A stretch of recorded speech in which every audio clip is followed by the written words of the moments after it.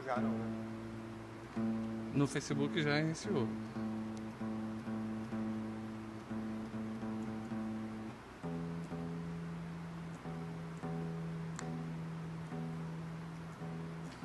Mais uma oração, seguida de uma canção, e depois eu voto.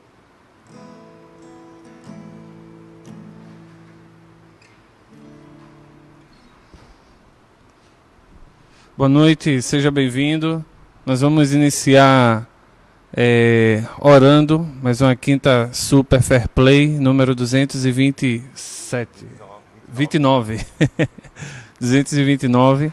E eu quero convidar você que já está aí conosco a participar e orar nesse momento. Vamos fechar nossos olhos, vamos orar. Nosso Deus, nós te exaltamos, nós bendizemos o teu nome, Senhor, e te agradecemos, ó Deus, porque o Senhor nos permite poder te cultuar, poder te louvar, e ainda com as limitações de ajuntamentos, mas podemos ter esse espaço aqui, esse momento,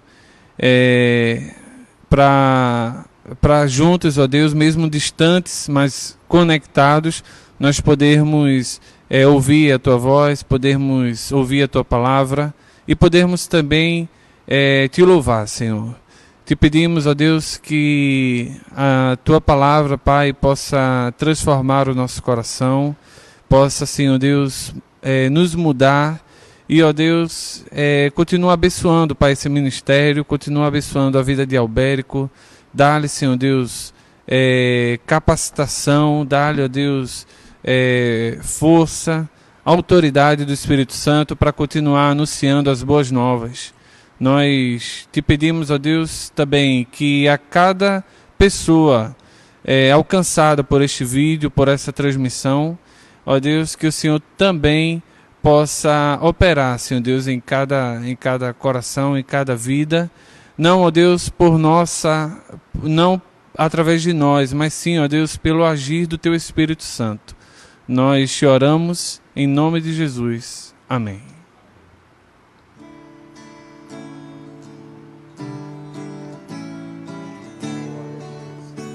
De todas as tribos, povos e raças, muitos virão te louvar.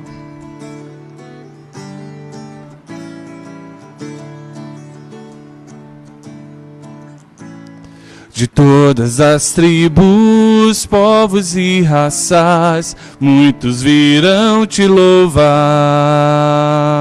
De tantas culturas, línguas e nações, no tempo e no espaço, virão te adorar. Bendito seja sempre o Cordeiro, Filho de Deus, raiz de Davi, bendito seja seu santo nome, Cristo Jesus, presente aqui.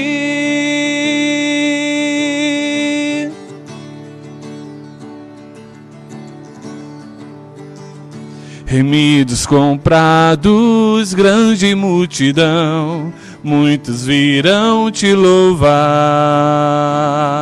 Povo escolhido, teu reino e nação, no tempo e no espaço, virão te adorar. Bendito seja sempre o Cordeiro, Filho de Deus, raiz de Davi, bendito seja seu santo nome, Cristo Jesus, presente aqui.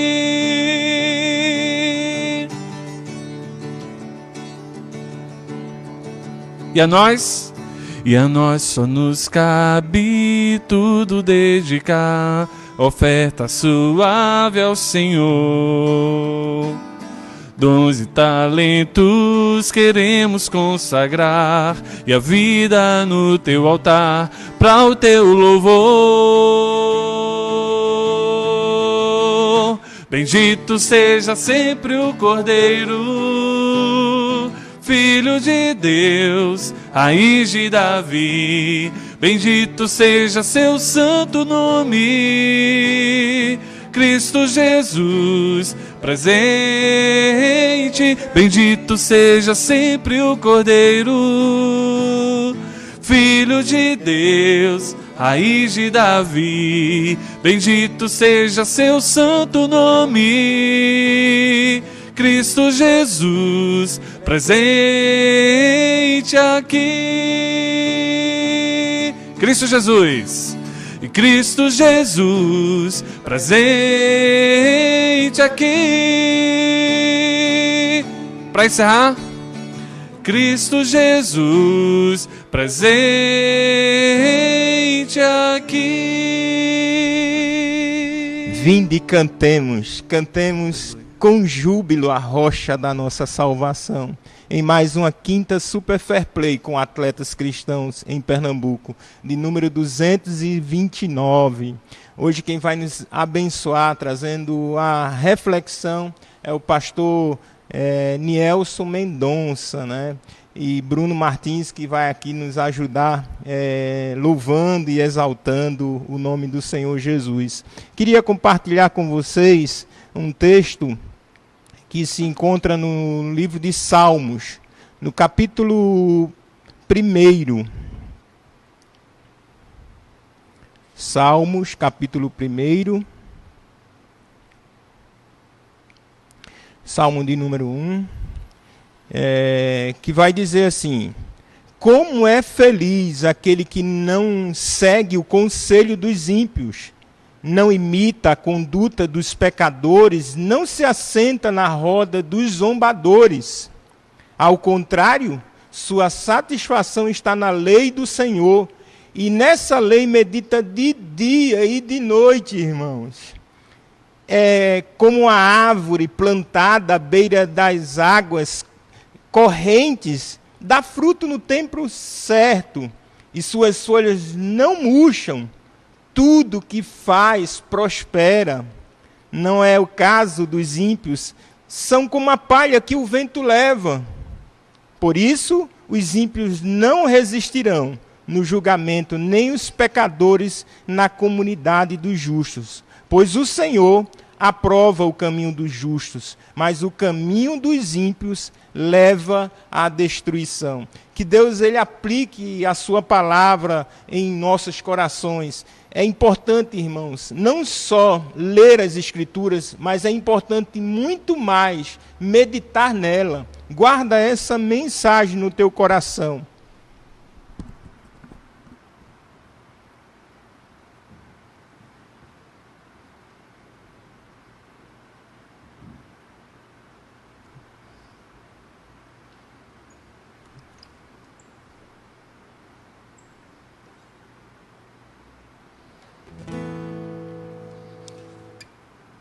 Vamos ainda continuar exaltando o Senhor, oferecendo aquilo que nós temos, e o que nós temos a oferecer ao Senhor é a nossa vida, o nosso coração.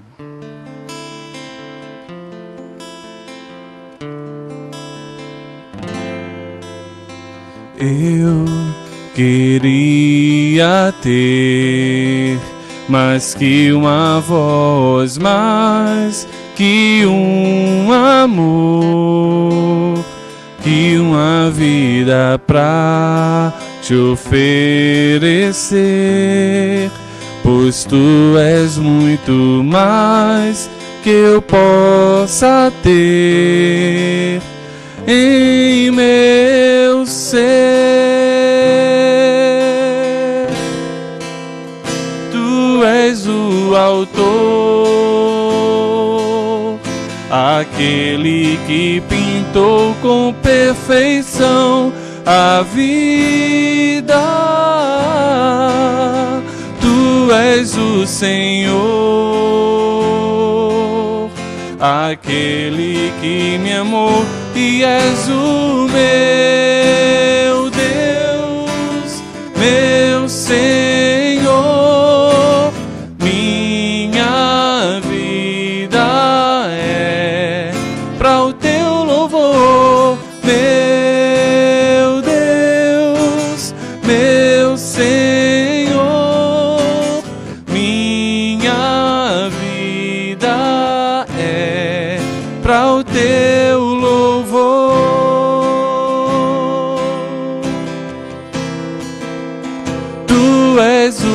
autor, aquele que pintou com perfeição a vida. Tu és o Senhor, aquele que me amou, e és o meu Deus, meu Senhor.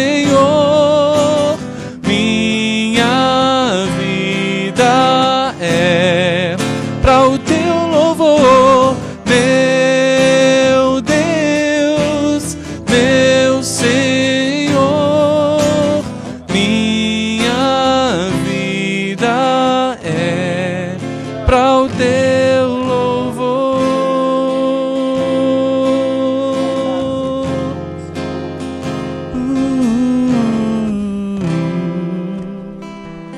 Existe sofrimento, irmãos, que é causado pelo pecado.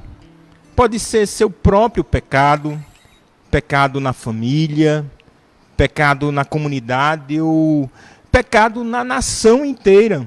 Quando nos tornamos conscientes do pecado, precisamos confessá-lo. Isso é uma realidade que a gente precisa ter a ciência. A oração de confissão liberta, irmãos. Quando nos arrependemos, confessando nossos pecados a Deus, Ele nos perdoa. Pelo amor de Jesus, a maldição do pecado é quebrada. No Antigo Testamento, quando o povo de Israel se arrependia, as pessoas se juntavam para confessar os pecados da nação e buscar a Deus. Eles reconheciam os erros, pediam perdão a Deus e declaravam a intenção de mudar de vida. Não iriam mais viver para o pecado. O povo dedicava-se novamente a Deus. Quais são os pecados que você tem cometido, sua família ou sua nação precisa confessar? Qual é a área da vida que ainda não está completamente debaixo da autoridade e da direção de Deus para a vida de vocês? Busque a Deus, confesse o pecado e Deus o perdoará. Buscar a Deus significa rejeitar o pecado e pedir a força de Deus para mudar a vida. Significa também buscar agradar a Deus e seguir seus mandamentos, deixando que Ele transforme o seu coração. Quando você busca a Deus, abandonando o pecado, Ele muda o coração. O perdão de Deus traz bênção, irmãos, imensurável para todo aquele que é alcançado por Ele. Ele tem poder para mudar até as situações mais impossíveis. Não há nada que Deus não possa mudar. Segundo a Crônicas 7,14, ele vai dizer: se meu povo, que se chama pelo meu nome, se humilhar e orar e buscar e se converter dos seus maus caminhos, então eu ouvirei dos céus, perdoarei os seus pecados e sararei a sua terra. O importante, irmãos, é mencionar que nem todo sofrimento acontece porque você pecou. Cada um deve analisar seu próprio coração com a ajuda do Espírito Santo para identificar se o seu sofrimento tem alguma raiz de um pecado. Vamos orar, pedir a Deus que Ele venha perdoar os nossos pecados. Pecamos por palavra, pecamos por pensamento, pecamos até por omissão, irmãos. Se dissemos que não temos pecado, fazemos de Deus um mentiroso e a sua palavra não está em nós. Oremos. Senhor Deus e Pai, queremos te agradecer pela oportunidade, Senhor, o Senhor nos dá de reconhecer que somos falhos. Pecamos por palavras, pecamos por pensamentos, pecamos muitas vezes até sendo omissos, Senhor, em nossa vida, Senhor. Pai querido, queremos te pedir, Senhor, ao mesmo tempo, Senhor, agradecer, Senhor, porque o teu sangue, Senhor, que foi derramado na cruz do Calvário, Pai, Aquele sangue, Senhor, ele nos purifica de todo o pecado. Ainda que nossos pecados sejam vermelhos como escarlate, pelo teu sangue, Senhor, ele se torna branco, Senhor, como neve, Pai. Obrigado, Senhor, pelo perdão que o Senhor nos deu ali na cruz do Calvário, quando o Senhor diz, tetelestai, está tudo consumado, Pai. Obrigado pelo perdão, Senhor, que o Senhor nos oferece ali na cruz do Calvário, Pai. Obrigado, Senhor, pelo perdão que o Senhor tem oferecido a cada um de nós, que estamos sinceramente arrependidos de nossas transgressões, Pai. É no nome de Cristo, Pai, que nós oramos e agradecemos. Amém e amém.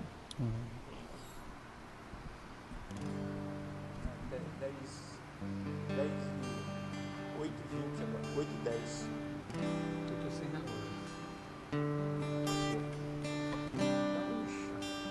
Os três. Os três.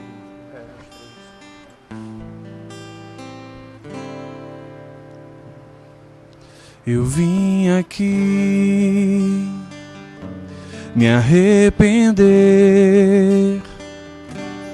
vim deitar minha glória ao pó.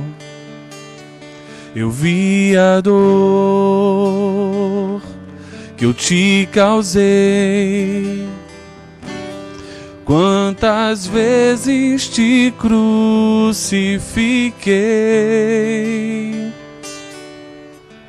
Os meus ossos se secaram, eu calei a minha voz, minha alma se tornou em sequidão. Confessei-te o meu pecado, minha maldade não encobri, e deixei fluir a cura e o perdão. Me arrepender, eu venho me arrepender, eu quero me arrepender de tudo que pequei contra ti. Me arrepender, eu venho me arrepender, eu quero me arrepender de tudo que pequei contra ti, Senhor.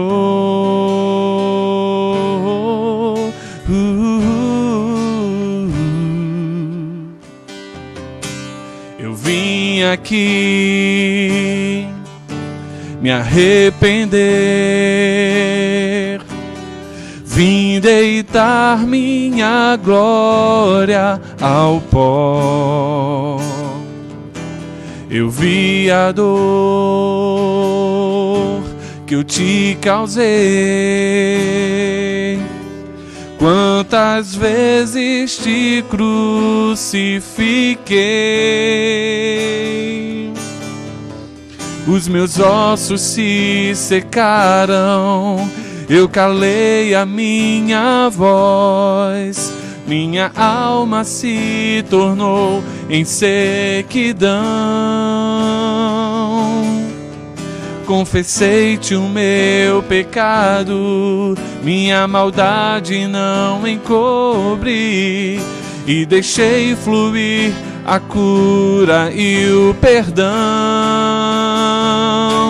Me arrepender, eu venho me arrepender, eu quero me arrepender de tudo que pequei contra ti. Me arrepender, eu venho me arrepender, eu quero me arrepender de tudo que pequei contra ti. Me arrepender, me arrepender.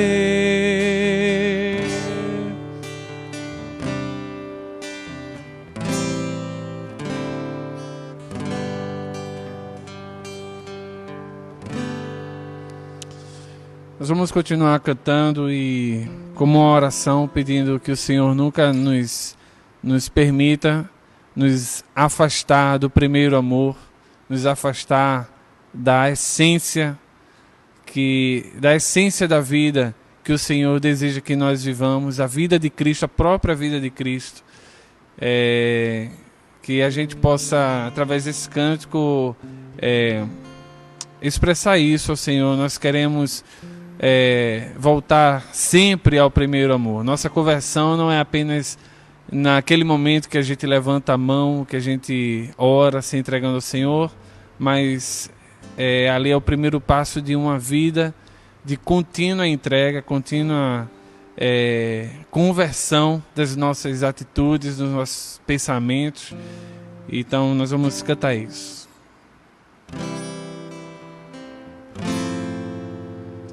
Quero voltar ao início de tudo, encontrar-me contigo, Senhor.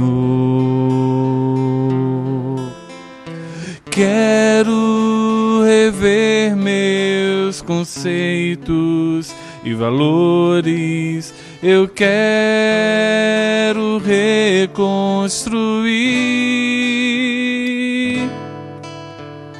Vou regressar ao caminho, vou ver as primeiras obras, Senhor.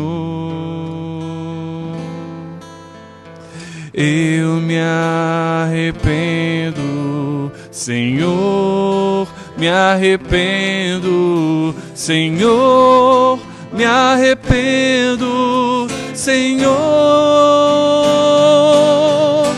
Eu quero voltar ao primeiro amor, ao primeiro amor. Eu quero voltar a Deus. Eu quero voltar ao primeiro amor, ao primeiro amor. Eu quero voltar a Deus. Quero voltar ao início de tudo, encontrar-me contigo, Senhor. Quero rever meus conceitos e valores, eu quero reconstruir. Vou regressar ao caminho, vou ver as primeiras obras, Senhor. Eu me arrependo, Senhor, me arrependo, Senhor, me arrependo, Senhor. Eu quero voltar ao primeiro amor, ao primeiro amor. Eu quero voltar a Deus. Eu quero voltar ao primeiro amor, ao primeiro amor. Eu quero voltar a Deus. Amém. Mergulhar em teu ser, encontrar-me contigo. A palavra nos ensina a conhecer o Senhor e prosseguir em conhecer.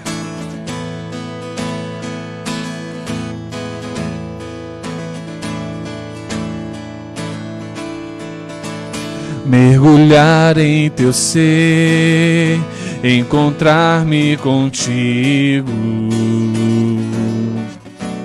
Meu maior prazer, ser teu amigo, ouvir tua voz, nas batidas do teu coração. Fala, Senhor, ensina-me a tua canção. Do início. Mergulhar em teu ser, encontrar-me contigo. Meu maior prazer, ser teu amigo. Ouvir tua voz, as batidas do teu coração. Fala, Senhor, ensina-me a tua canção. Conhecerei e prosseguirei em conhecer-te, Senhor. Me lançarei com tudo que sou nas profundezas do teu imenso amor. Te amarei com meu coração, com todas as minhas forças, e cantarei louvores a ti, meu Deus, meu Redentor. Mergulhar em teu ser, encontrar-me contigo. Esse é teu prazer? Meu maior prazer, ser teu amigo. Aleluia. Ouvir tua voz, as batidas do teu coração. Fala, Senhor, ensina-nos, Pai. Ensina-me a tua canção. Conhecerei e prosseguirei em conhecer-te, Senhor. Me lançarei com tudo que sou nas profundezas do teu imenso amor. Te amarei com meu coração, com todas as minhas forças, e cantarei louvores a ti, meu Deus, meu Redentor. A ti, Senhor, a ti, meu Deus, meu Redentor. A ti, meu Deus, meu Redentor.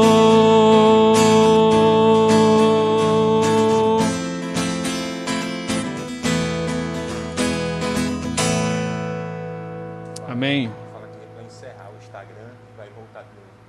Ah, beleza. A gente vai encerrar aqui a transmissão para o pessoal que está no Instagram, mas vai voltar. A gente vai encerrar e voltar novamente. Fica aí, não sai daí. No Facebook continua normal. Tá bem?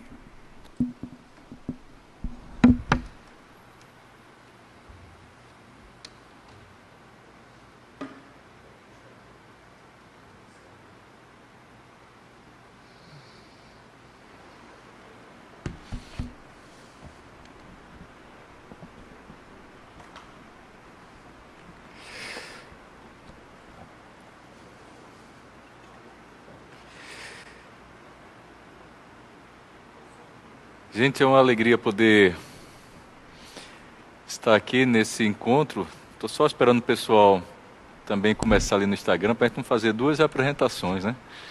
Faz uma só, não gastar palavras, mas inicialmente eu quero dizer que estou feliz em poder estar pronto. Já chegamos aqui no Instagram já, coisa boa. É uma alegria poder a gente ter esse encontro, né, nessa quinta-feira. Quero agradecer ao Bérico pelo convite. E esse mês, os atletas cristãos estão se propondo a conversar sobre família.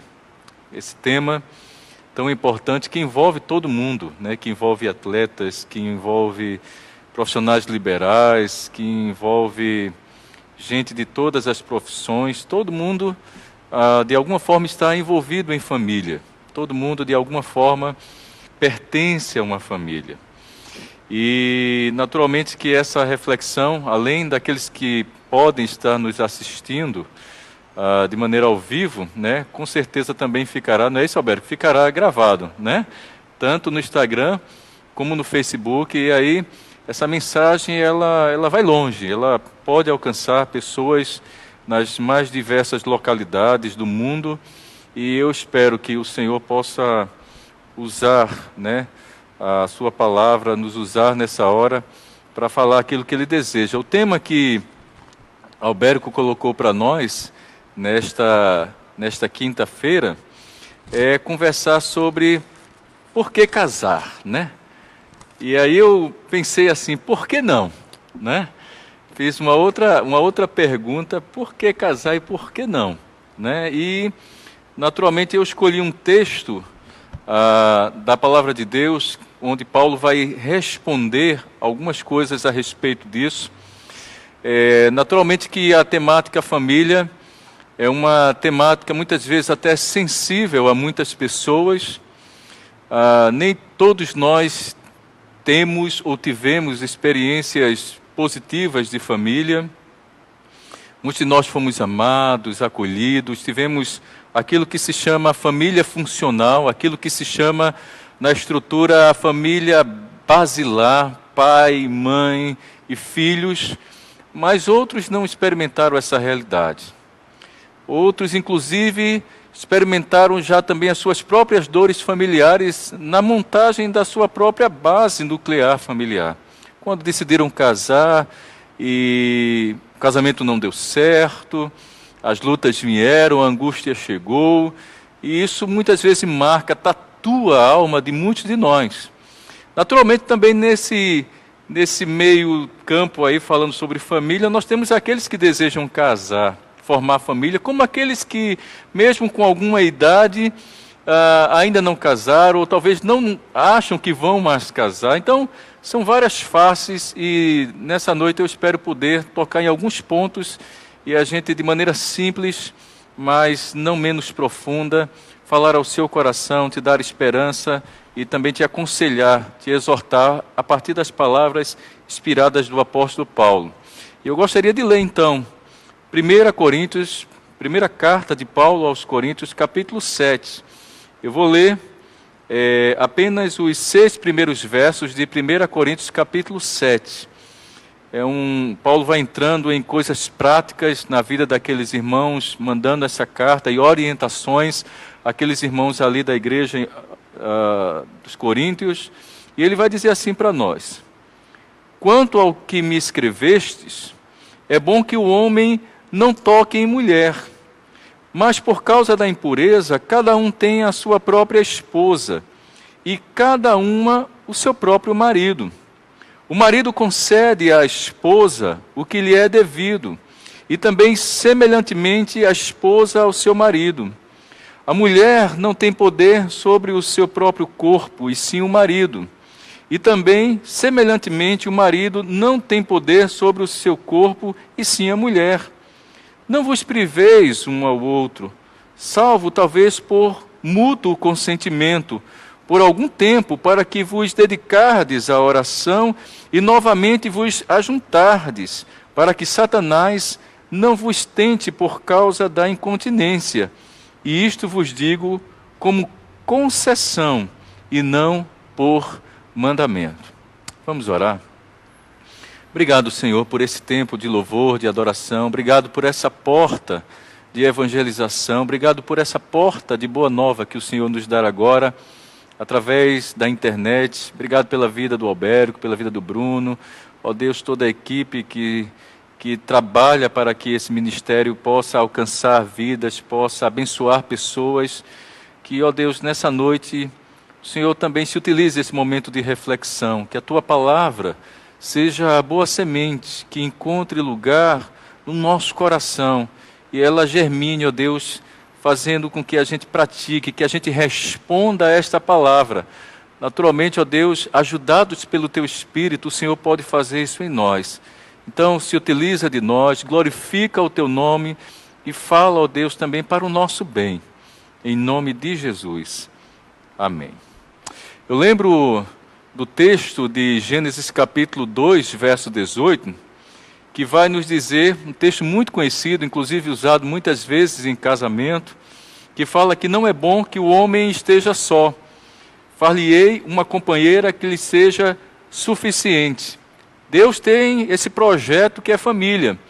Deus tem esse projeto da união de um homem e de uma mulher formando esse núcleo familiar.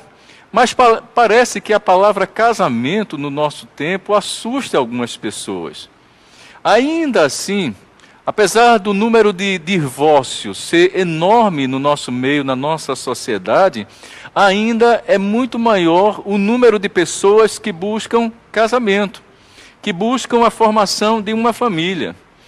Eu lembrei, preparando essa reflexão, certa vez conversando com colegas pastores, eu lembrei de uma palavra que a gente, batendo esse papo, o filósofo Platão, ele, falando sobre isso, ele disse assim: casado ou solteiro, sempre te arrependerás. Né?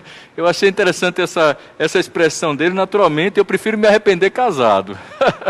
Gosto do casamento, sou a favor do casamento, sou casado há 17 anos, tenho um relacionamento de mais de 25 anos, não é, com a minha esposa, e uma alegria poder estar casado. E a grande questão, naturalmente, que eu trago inicialmente nessa palavra introdutória, é por que as pessoas decidem se envolver? Por que é que elas decidem se casar? Por que elas decidem não se sentir sozinhas? E para que então é o casamento? Para que então o relacionamento? Há muita gente escolhendo apenas relacionamentos temporais. No nosso contexto, chama-se da antiga ficada, né? As pessoas têm essa ideia, muitas vezes trocando de parceiros, muitas vezes porque não acreditam, porque não querem, porque são desobedientes mesmo à palavra de Deus, né? E eu penso também porque uma pessoa se casa, qual é o objetivo dela? Será que ela deseja ter um relacionamento saudável? Será que ela deseja glorificar a Deus? Será que ela apenas casa para não ficar sozinha? Será que ela apenas casa para dar uma satisfação a alguém? E temos também uma outra questão nesse jogo da vida, que é: Deus quer que eu case ou que eu fique solteiro? Essa também é uma pergunta que muita gente, na sua busca existencial, anda fazendo. Talvez muitas pessoas estejam esperando os seus escolhidos de Deus, muitas pessoas estejam buscando ou esperando a pessoa certa, e a gente vai ver que Paulo ele vai falar um pouco sobre isso aqui, mas de antemão, eu diria aqui sobre a ideia muitas vezes que a gente tem de alma gêmea. Né? Eu até coloquei aqui que alma gêmea a gente deixa para a música do Fábio Júnior. Né? Na vida, a gente encontra pessoas ao qual a gente constrói, porque pessoas não são perfeitas. Por isso que não vai haver casamento também perfeito. Todo relacionamento vai ter seus altos, vai ter os seus momentos mais difíceis, as suas questões, as suas querelas, porque somos pessoas imperfeitas. Por isso que a gente casa buscando a bênção do Senhor para que Ele nos ajude nessa jornada. Mas, entrando diretamente aqui no texto, e você, se puder, acompanhar na sua Bíblia, em 1 Coríntios capítulo 7, Paulo ele está aqui apresentando respostas a respeito de casamento, a respeito de divórcio, a respeito de relacionamento conjugal através do ato sexual. Ele vai falar aqui sobre novo casamento. Ele vai falar para quem tem a ideia de querer ficar solteiro, o que é que ele vai dizer sobre isso? Isto é, o processo de celibato. Ele vai falar sobre viúvos e viúvas e etc. E, na verdade, o que acontece aqui é que uma comissão de irmãos daquela igreja, que Paulo, inclusive, vai citar nessa carta, lá no capítulo 16, na verdade, esses irmãos, eles foram a Éfeso, onde exatamente Paulo estava, eles foram levar uma oferta até Paulo, para ajudar Paulo no seu processo de missão, no seu processo de pregação do Evangelho, no seu ministério, exatamente Estéfano, Fortunato e Arcaico, eles vão lá levar uma oferta para Paulo, mas também ao mesmo tempo eles vão lá com uma série de perguntas, porque a igreja em Corinto estava passando um momento muito ruim. Estava com muitas dificuldades, o culto estava bagunçado, as pessoas na época se chamava de neoplatonismo. O que é isso? Era uma espécie de modificação da filosofia de Platão, que ainda assim preservava a ideia divina de duas realidades que Platão pregava. Platão ensinava, ele dizia, ele passava para as pessoas a ideia de que ele dividia o mundo em duas realidades. Ele dizia, havia, vamos dizer, o mundo de cima, ou poderíamos chamar do andar de cima, o mundo dos espíritos, o mundo invisível, o mundo das ideias, ou seja, o mundo ideal, e existia também aquele mundo de baixo, o mundo inferior, o mundo material, o mundo palpável, que era, na verdade, um reflexo imperfeito das ideias perfeitas que estavam no mundo espiritual. Por exemplo, esse pequeno púlpito aqui, eles poderiam dizer que isso aqui, material, é uma ideia imperfeita desse mundo espiritual, desse mundo das ideias. Então, para os gregos, o corpo físico nosso, era inferior, era um corpo inferior material. A alma tinha a ver com o que havia nessa parte superior, essa parte melhor, não é? Essa parte de cima, e o corpo para ele, material, estava no andar de baixo, era inferior. Então, de certa maneira, naquela cidade, naquela cultura onde a igreja estava implantada, havia um certo desprezo ao corpo, em contraste com a alma. Eles criam, inclusive, o que você fazia no seu corpo não atingiria o seu mundo espiritual, que é exatamente uma ideia que Paulo vai combater diretamente. Afinal de contas, nós também iremos ressuscitar no corpo. Ele vai ensinar isso lá no capítulo 15 dessa mesma carta. E aquelas pessoas da igreja, elas eram gregas. Aquele era o contexto delas. Aquele era o ambiente delas, e elas traziam exatamente para dentro da igreja, para dentro do evangelho, vamos dizer assim, da comunidade, essa visão. Porque há de convir que as pessoas, ao encontrarem Cristo, muitas vezes elas precisam de um tempo. Elas precisam, a transformação vai acontecendo de maneira paulatina, e elas tinham muito esse costume ainda grego da cultura daquela época. E a gente precisa lembrar que essa cidade, a cidade de Corinto, era uma cidade muito famosa pela sua prostituição, é uma cidade com muito erotismo, um ambiente exacerbado de prostitutas, de sexualidade. Então, talvez a pergunta que a gente poderia fazer é como é que um cristão iria interagir exatamente nessa cultura? Como é que um cristão, poderíamos fazer uma paráfrase aqui com a Bíblia Sagrada, poderia manter o seu coração, o seu corpo e a sua mente puros diante dessa realidade? Tinha muita coisa para chamar a atenção daquelas pessoas, daqueles irmãos, e isso realmente complicava a vida deles. Havia uma outra questão aqui, contextualizando você nesse texto, para você não pensar que Paulo escreve isso aqui do nada, mas havia uma outra questão aqui, que era a questão da perseguição dos judeus contra os cristãos. E muitos ali eram perseguidos de maneira física. E aí, muitas vezes, alguns deles nem queriam casar. Olha só, a gente já começando a dar uma dica do texto. Muitas vezes eles não queriam casar porque eles diriam assim, nós estamos passando perseguição, a gente apanha, a gente sofre com esses judeus, e aí para que então ter família, ter mulher, ter filhos? Era melhor enfrentar uma perseguição solteiro. É melhor ficar solteiro. E aí vinha a pergunta desses irmãos, mas é melhor ficar solteiro ou casar? É melhor se abster do sexo ou viver uma vida sexual livre? Entre outras perguntas.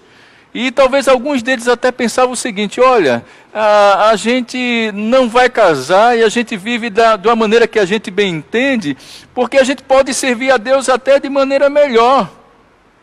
E aí vem todas essas perguntas que eles fazem e Paulo vai responder, inspirado pelo Espírito Santo de Deus. Então, no verso 1, Paulo vai dizer, a primeira resposta que Paulo vai dar aqui para eles sobre isso é que há situações na vida que realmente é melhor não casar. Perceba o verso 1, ele vai dizer: quanto ao que me escreveste, é bom que o homem não toque em mulher. E aqui é um eufemismo, isto é, quando uma pessoa ela usa uma linguagem bonita para provocar a imaginação. Mas, em outras palavras, sendo de maneira mais direta com vocês aqui, ele está dizendo o seguinte: é bom que o homem não case e tenha relações sexuais com as suas mulheres. E ele aqui, perceba, ele não está proibindo uma pessoa tocar numa mulher, não é isso. Mas o sentido aqui é tocar sexualmente, seja para o homem ou seja para a mulher. E essa primeira resposta que Paulo ele está dando aqui, é bom que o homem não toque na mulher, mas a gente olha para essa resposta do verso 1 e fica pensando assim: poxa, se a gente tem na Bíblia Sagrada a ideia de que nós devemos formar família, que nós devemos formar casais, não parece que essa palavra de Paulo está contradizendo inclusive o texto de Gênesis, quando o texto lá bíblico vai dizer que não é bom que o homem esteja só?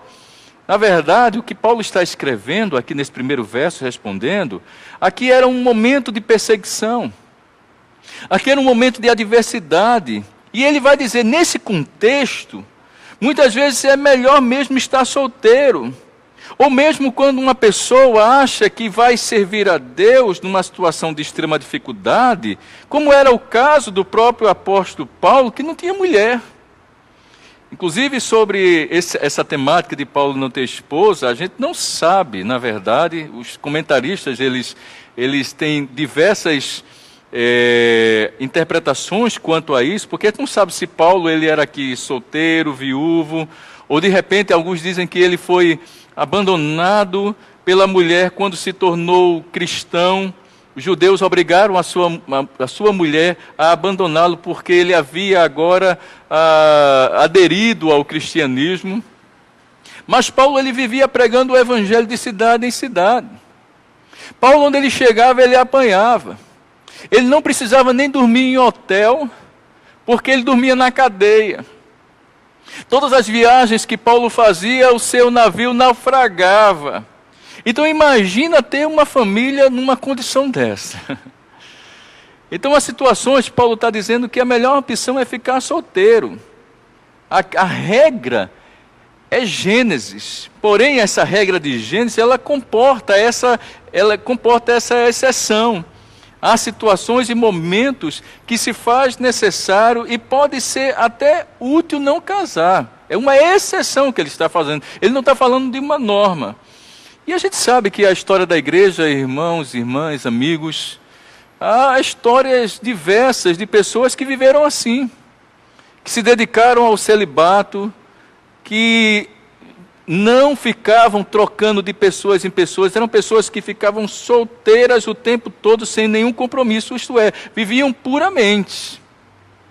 E aqui é necessário, naturalmente, haver o domínio próprio, né? Porque todos nós somos repletos de desejos. E aí a gente já parte para o verso 2. Porque ele vai dizer, mas por causa da impureza, e a palavra aqui é porneia, isso é todo tipo de perversão, de desejos na área sexual, por causa da impureza, cada um tem a sua própria esposa e cada um o seu próprio marido. Está aí no verso 2 do capítulo 7 de 1 Coríntios. Então, aqui a primeira coisa que a gente vê é que a resposta de Deus para aqueles que têm os seus desejos sexuais, muitas vezes até aflorados em si mesmo, é o casamento. Se você não consegue se controlar, se case. É isso que Paulo está dizendo. A solução não é trocar de pessoas, não são as ficadas, não é alimentar os seus desejos solidários sexuais.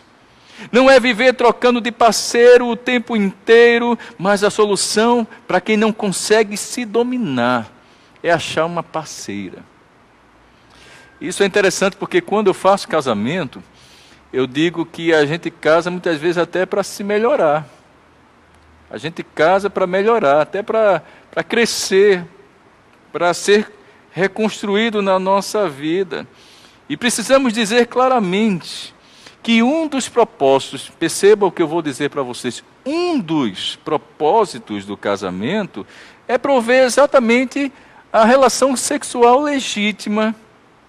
Porque, irmãos, quem casa também vai ter essa vazão, vai ter direito a esta realidade na sua própria vida. Outra coisa que ele vai dizer é que o casamento ele é monogâmico. Aqui já é um contraste, já é um pensamento cristão com o Antigo Testamento, onde muitas vezes a gente vê lá o homem que era com uma esposa, e aqui eu até brinquei dizendo que era a sede e as suas filiais. Aqui ele vai contrariar.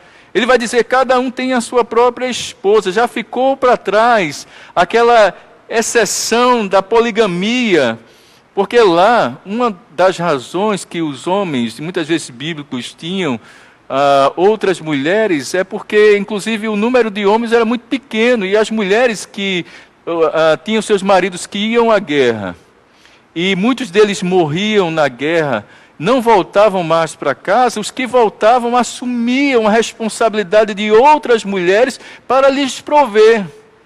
Até mesmo para continuar a descendência ou a memória daquele marido, elas tinham filhos com aquele da mesma família. Mas no caso aqui, ele está dizendo, olha, o casamento agora é de um homem para com a mulher e da mulher para com o seu homem. A terceira coisa que Paulo vai dizer é que ele dá às mulheres o mesmo direito dos homens, que Paulo muitas vezes ele é acusado até de ser machista. Ele vai dizer, cada uma a sua própria esposa, e cada esposa com seu próprio marido. Aqui eles são tratados exatamente iguais.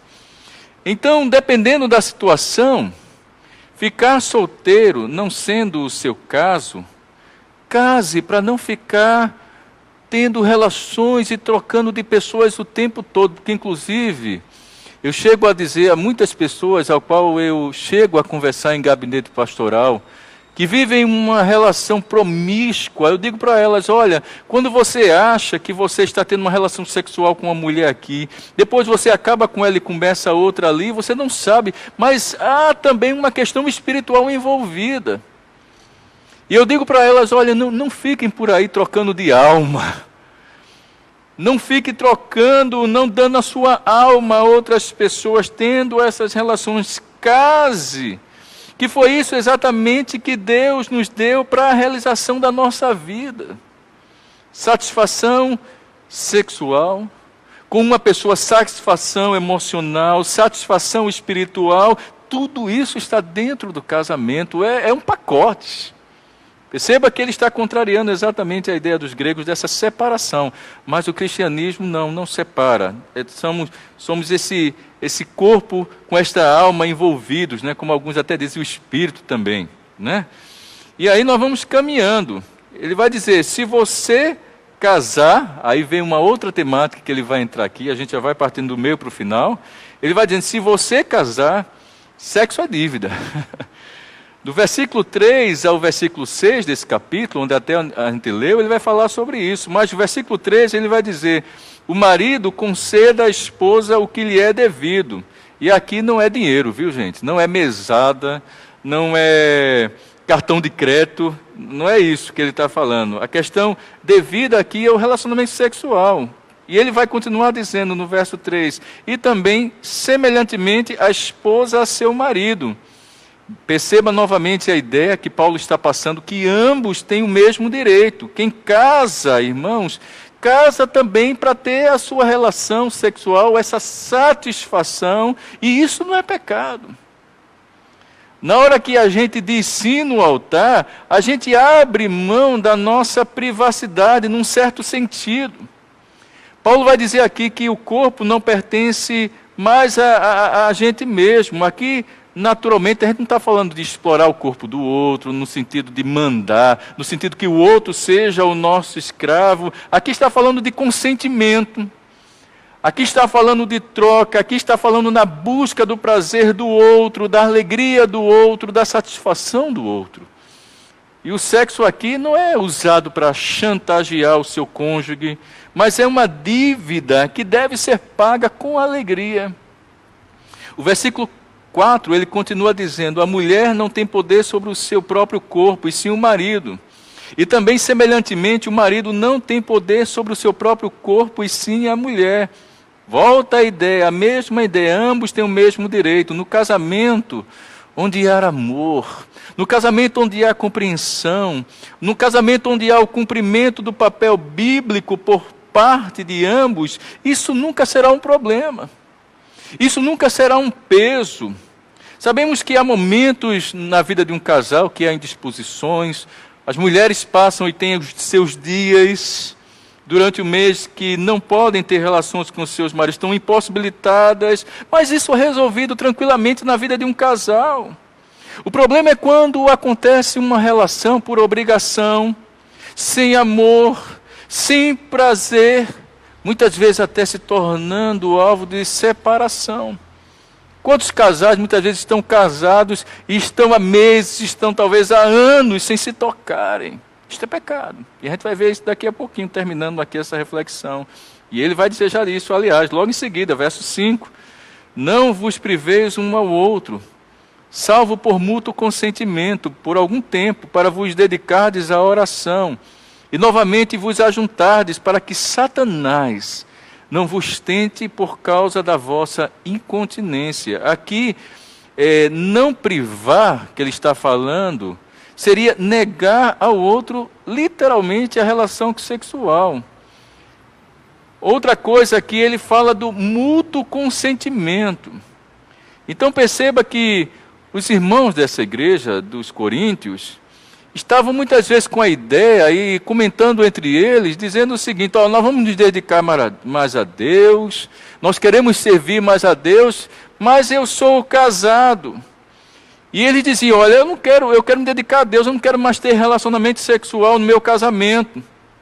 E a gente lembra que eles estavam influenciados exatamente por esse mundo platônico de Platão, achando que ser puro não era ter mais nada em relação ao corpo físico. E não tem nada a ver isso. Essa é uma ideia completamente fora do que a Bíblia Sagrada fala. Era como que eles dissessem que queriam viver assim em casa como irmão. Não, eu quero pregar o Evangelho, eu quero servir mais a Deus, mas a gente não vai ter relacionamento sexual. Vamos viver aqui como os irmãos. E Paulo vai dizer não. Isso não pode acontecer, sexo é dívida. Então, Paulo vai dizer, isso não pode. E ele inclusive vai fazer uma exceção aqui.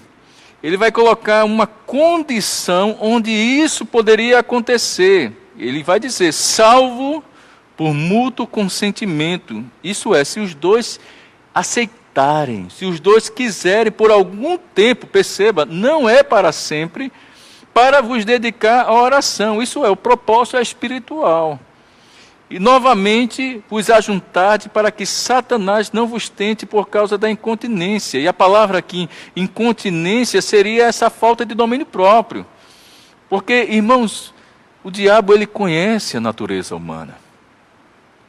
O diabo ele conhece as nossas limitações, ele conhece as nossas fomes. Ele conhece os nossos desejos, eles sabem, aqueles que estão nas suas vidas sexuais ativas, no casamento, e se essas pessoas ficam privadas disso, elas vão ficar expostas, elas estarão vulneráveis à tentação, e elas correm um sério risco de perder esse domínio. É por isso que ele está ensinando isso aqui. Aqui nós chamamos a atenção, inclusive, como eu falei anteriormente, para os casais, para os cônjuges, que passam muito tempo distantes. Não sei se é a sua realidade. Às vezes eu converso com pessoas e atendo pessoas que ou a mulher vive viajando, ou o marido vive distante, passa tempos e tempos longe para ver a mulher. Isso é um perigo. Isso é se colocar em estado de vulnerabilidade. E é exatamente nessa brecha que o diabo entra. Aqui também entra o casal que está vivendo junto, mas sem relacionamento sexual, fazendo de conta que podem viver dessa maneira para dar inclusive uma satisfação social. Muitos para dar uma satisfação à sua comunidade de fé, mas estão longe. Isso vai levar a uma ruptura e muitas vezes até o adultério. O verso 6, concluindo, ele diz: isto vos digo não como concessão. Aliás, isso vos digo como concessão e não por mandamento. Alguém poderia ler essa passagem e dizer o seguinte: Paulo está mandando ter um jejum de sexo como norma para a igreja. Ele diz: não, não é isso. Isso é uma concessão para quem quer fazer isso. Ninguém é obrigado a isso aqui. Isso aqui não é o normal da vida de um casamento. O ideal é a vida boa a dois. Inclusive, aqui dando uma palavra a você que é evangélico, a você que é cristão. Os cristãos de todos os casais desse mundo deveriam ser os mais felizes e satisfeitos, porque devem saber o porquê fazem, porquê estão juntos. Sabem que Deus os criou para o momento da satisfação, para o casamento, para a alegria deles, para a felicidade deles. Eu termino dizendo, irmãos, que é bom casar. E eu indico você casar. Se você naturalmente é solteiro e entende que isso é uma vocação, não tem problema. Mas se você entende que a sua vocação não é essa, faça isso com oração. Faça isso com entrega espiritual também ao Senhor, sabedor que nem você, nem a pessoa que você vai encontrar são perfeitos. Todos nós vamos ter falhas, as nossas relações vão ter falhas, mas se você ama uma pessoa, se você quer viver com ela, inclusive escolha uma pessoa com quem você queira envelhecer na vida, já dizia Rubem Alves, escolha uma pessoa que você queira envelhecer com ela. Essa é uma palavra para mim maravilhosa, que hoje tem muita gente que casa não pensando que apenas na beleza estética, não pensando no que o outro é, no que nós somos. E aí eu escrevi finalmente dizendo que casamento tem a ver com parceria, casamento tem a ver com amizade, com companheirismo. Casamento não tem tanto a ver com a questão do sentimento de êxtase. Casamento tem a ver com um lugar em que a gente volta no final de um dia. Casamento tem a ver com uma mesa posta para a comunhão, para o encontro com quem a gente ama. Casamento tem a ver com uma parceria de um ombro nos momentos de tribulação da nossa vida, uma força nos dias das nossas adversidades, um encorajamento nos caminhos espinhosos dessa vida. Casamento tem a ver com um colo para descansar, com alguém com quem a gente celebra as nossas vitórias. Casamento tem a ver com a certeza da companhia do outro quando a gente fracassa. Com a mão estendida exatamente nas noites em que mais a gente está fraco e necessitado. Casamento tem a ver com ânimo, com esperança, com estímulo, com valorização, com dedicação desinteressada, com solidariedade, com a soma de forças para um caminho e um futuro satisfatório. Casamento tem a ver com a certeza de que existe alguém com quem a gente pode contar, apesar de tudo e todos. A certeza de que na pior das hipóteses, e em qualquer que sejam as peças que a vida podem nos trazer, possa nos pregar, a gente vai ter sempre alguém do nosso lado. Eu gostaria muito de pedir ao Senhor que a gente possa continuar acreditando na família, que a gente possa estar acreditando que a família é um meio ao qual a luz do Senhor resplandecerá nessa sociedade tão corrompida, como dizia o Bauman, tão líquida, né? Tão sem substância, que despreza tudo aquilo que seja duradouro. que valoriza muitas vezes aquilo que é descartável, mas que a gente sabe que muitas vezes, muita gente que vive esta realidade vive num sofrimento terrível, inconsequente. Particularmente, irmãos, eu quero terminar os dias da minha vida com a minha esposa. Eu lembrei agora, terminando a minha palavra, há 4 anos, exatamente no dia de hoje, na data de hoje, o meu avô, que foi pastor mais de 50 anos ali na Paraíba, ele faleceu, e creio que 2 ou 3 anos antes do seu falecimento, a minha avó também faleceu, um pouco mais. Ela teve um problema de mal de Alzheimer. E lá no seu velório, no velório dela, aliás, ele estava lá e muita gente na igreja naquele dia. E eu lembro que perguntaram a ele se ele queria dar uma palavra lá no velório, lá no culto fúnebre, na verdade. E ele se levantou e foi, e ao lado do caixão da minha avó, casados há quase 70 anos,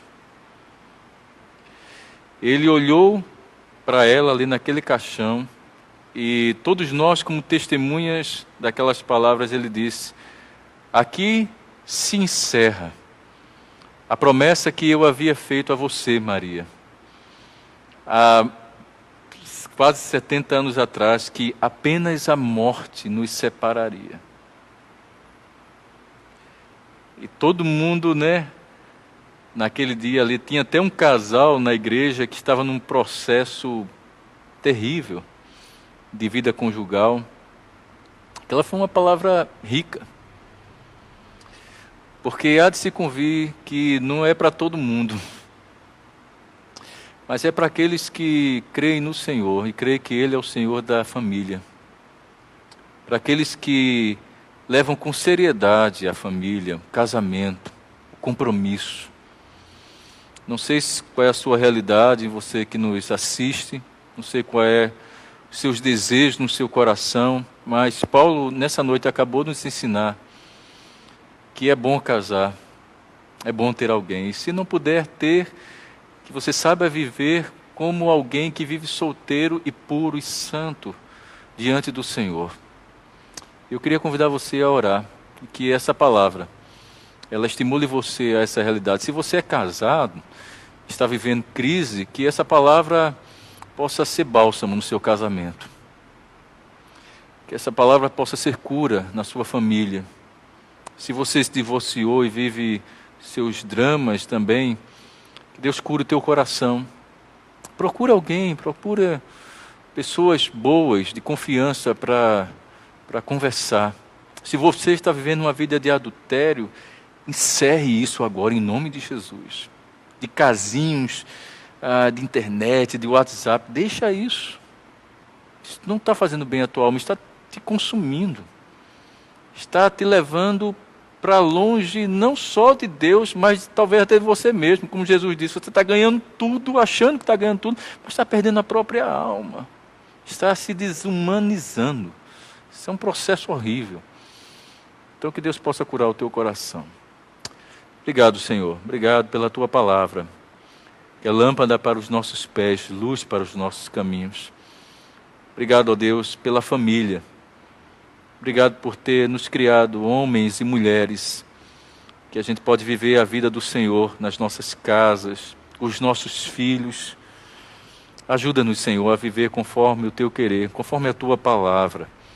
Não há atalhos, não há, ó Deus, concessões, há muitas vezes há maneiras tão loucas que muitos de nós queremos viver. Por isso, Senhor, perdoa os pecados daqueles que estejam longe do Senhor nesse processo de adultério, ou no processo, ó Deus, talvez de viverem de mulher em mulher, ou de homens e homens. Senhor, talvez seja o caso de muita gente, mas que essa noite seja uma palavra de exortação e de arrependimento. Também seja uma palavra de esperança. Seja uma palavra que o Senhor esteja nos trazendo para dizer: é possível continuar. É possível glorificar o nome do Senhor através das nossas famílias. Eu te agradeço, Senhor, pela tua palavra, em nome de Jesus. Amém. Obrigado, Alberto. Deus te abençoe.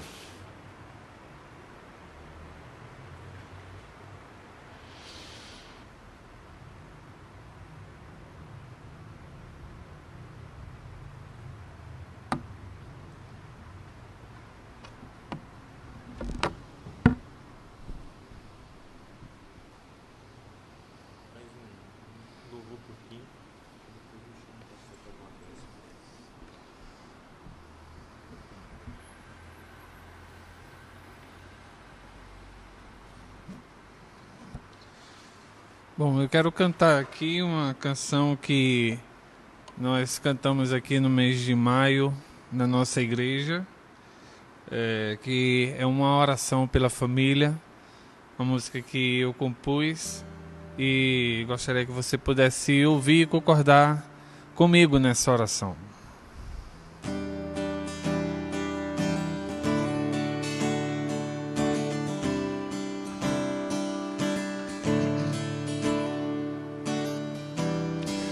Lugar de aconchego e de proteção, o amor que se dá não espera receber nada em troca, o bem é comum crescer.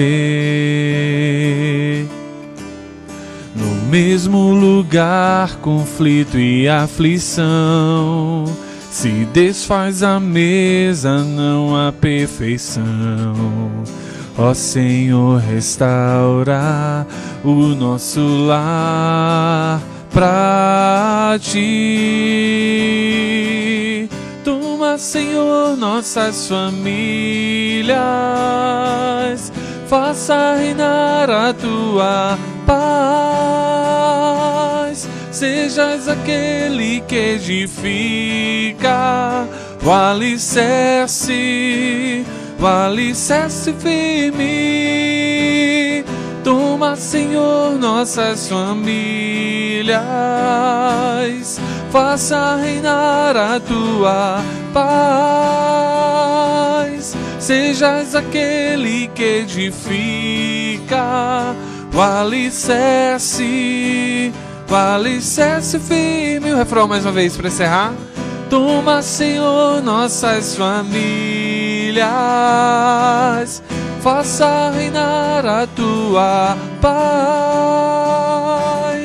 Sejas aquele que edifica o alicerce firme, o alicerce firme.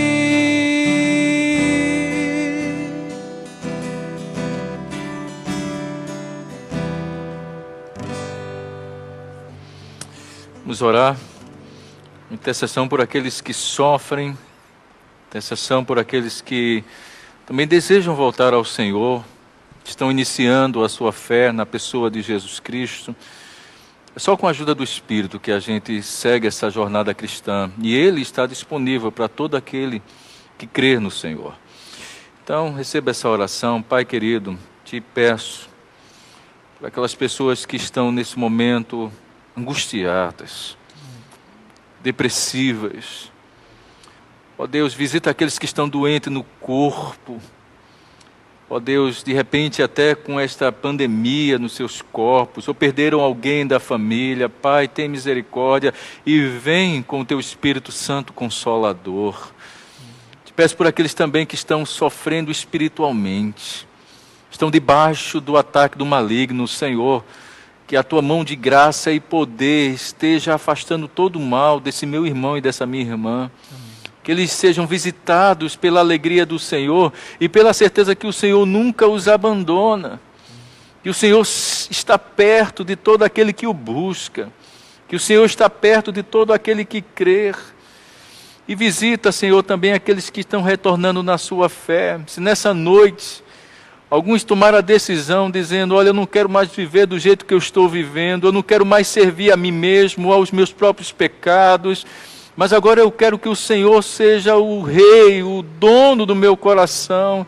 Acolhe, Senhor, esses teus filhos, abraça-os, coloca no seu coração a certeza que nenhuma condenação há para eles que estão no Senhor.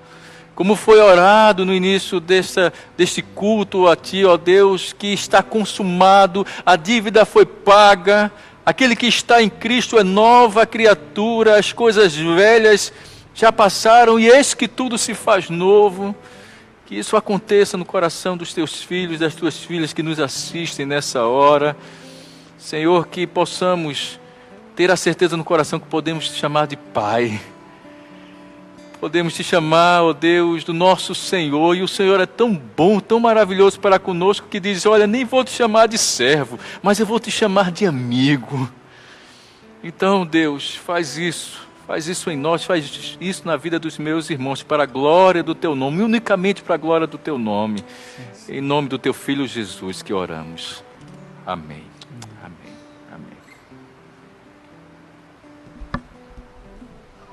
Obrigado, que a graça de Deus ela continue sobre a vida de todos vocês que têm nos acompanhado nesse mês de julho. A próxima quinta-feira, quem nos trará a lição para a nossa vida será o pastor Aurivan Marinho, pastor que desempenha seu ofício sagrado na Igreja Evangélica Congregacional da Estância. Ele vai falar como construir uma relação conjugal de confiança mútua e fidelidade. Texto para a nossa meditação, que ele vai compartilhar conosco, diz Efésios capítulo 5, versículo 25, que diz, vós, marido, amai vossas mulheres, como também Cristo amou a igreja, e a si mesmo se entregou por ela.